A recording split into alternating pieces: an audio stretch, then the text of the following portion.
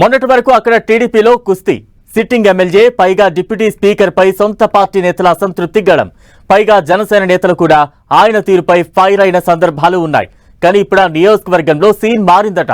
ఒకే ఒక్క ఇష్యూతో పరిస్థితులన్నీ సిట్టింగ్ ఎమ్మెల్యేకు పాజిటివ్ గా మారిపోతున్నాయట. ఇంతకు ఎవరా నేత? ఆయనకు అంతగా మైలేజ్ తెచ్చిపెడుతున్న అంశమేంటి?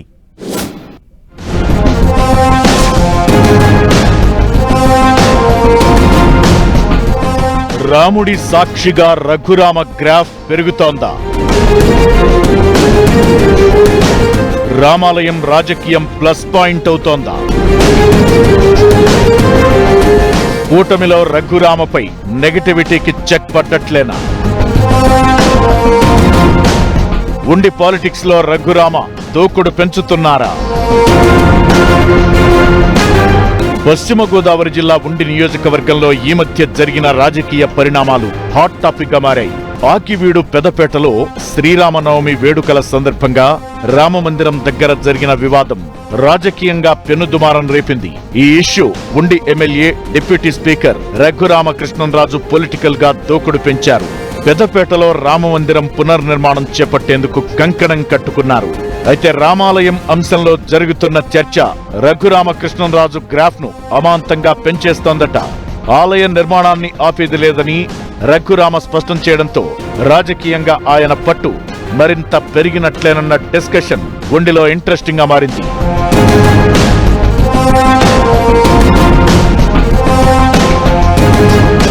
మొన్నటి వరకు ఉండి టీడీపీలో రఘురామకు వ్యతిరేకంగా పలువురు నేతలు నిరసన గళం వినిపించారు. సీనియర్ లీడర్లైన తమను రఘురామ పట్టించుకోవడం లేదని, తనకంటూ ఓ వర్గాన్ని తయారు చేసుకుని వలస నేతలకు పదవులు కట్టబెడుతున్నారని ఆరోపించారు.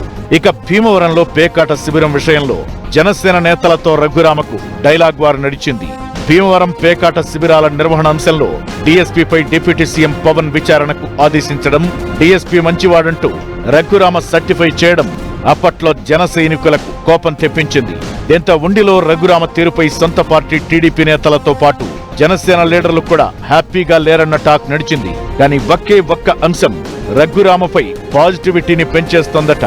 రామాలయం పునర్నిర్మాణం అంశం లోకల్ గా ఆయన పట్టు పెరిగేలా ఉందట.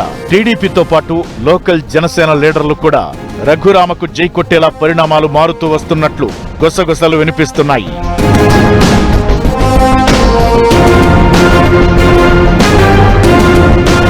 ఇక రఘురామను ఎదుర్కొనే బుద్దండు వైసీపీకి ఉండి నియోజకవర్గంలో దొరుకుతాడా లేదా అనే చర్చ కూడా జరుగుతోందట.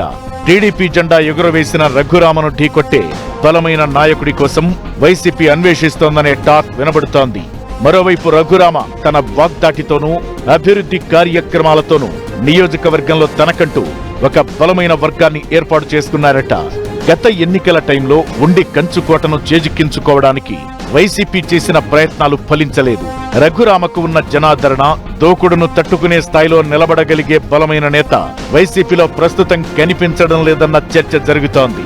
గత 5 ఏళ్ల పోరాటం తరువాత డిప్యూటీ స్పీకర్ పదవిని చేపట్టిన రఘురామ ఇప్పుడు అధికారిక హోదాలో విమర్శలకు మరింత పదును పెడుతున్నారు. ఉండిలో కాలువల తవ్వకం, ప్లాస్టిక్ రహిత కార్యక్రమాల వంటి వినూత్న పనులతో ప్రజలకు మరింత చేరువవుతున్నారు. గతంలో జగన్ ప్రభుత్వంపై ఆయన చేసిన వరుస విమర్శలు ఇప్పుడు అభివృద్ధి మంత్రం ఉండిలో వైసీపీ క్యాడర్ను డైలమాలో పడేశాయట.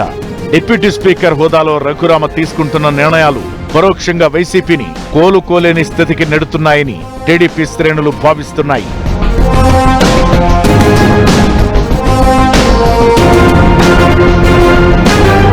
టీడీపీకి కంచుకోటగా ఉన్న ఉండిలో నేతల మధ్య ఉన్న అంతర్గత విభేదాలను వాడుకుని గేమ్ ఆడాలని వైసీపీ ప్రయత్నించి సక్సెస్ కాలేదన్న చర్చ ఉంది.